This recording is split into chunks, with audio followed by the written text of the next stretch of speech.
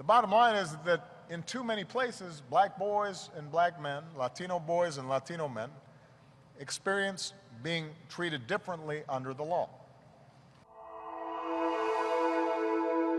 A growing body of research shows that people of color are more likely to be stopped, frisked, questioned, charged, detained.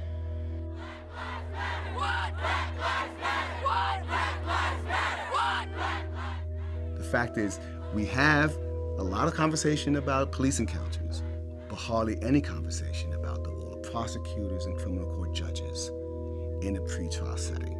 It's about time we have that conversation. Issues of bail have been largely on the sidelines. Bail reform is a civil rights issue. Bail reform is a human rights issue. Bail reform is a national crisis that's hidden in plain sight.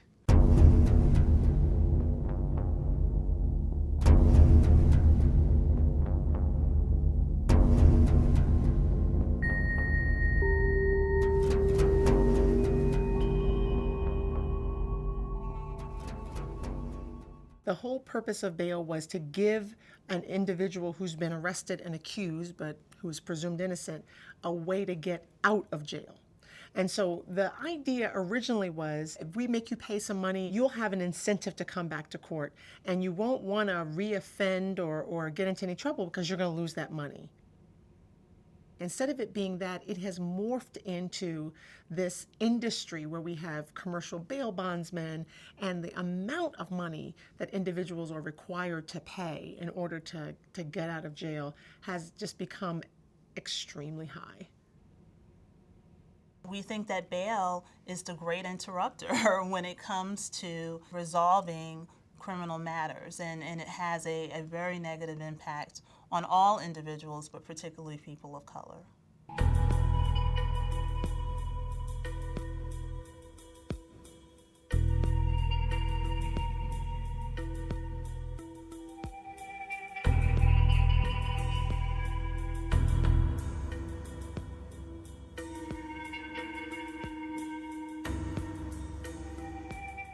When you combine together the higher bail amounts and the greater likelihood that African American and Latino defendants are more likely to have to pay bail to be released, they're at a much greater disadvantage compared to whites. Okay, if everybody would kindly stand up and raise your right hand, and so I can swear everybody in. The problem is that pretrial detention really sets the ball rolling. It's sort of like a scarlet letter. Being poor, being African American, being Latino, that stigma carries over so that people who have been detained pretrial are presumed to be more guilty or riskier people because they were in jail. It rubs off at sentencing. There are lots of alternatives to jurisdictions and courts and jails to holding a human being in a cage because you can't make a payment. I wanted to sell some narcotics to support my habit. I was out there no more than 15 minutes before I got busted. And I found myself sitting down there in Central Cell Block saying, God, please help me. I was thoroughly convinced that this was it. Pretrial gave me a chance.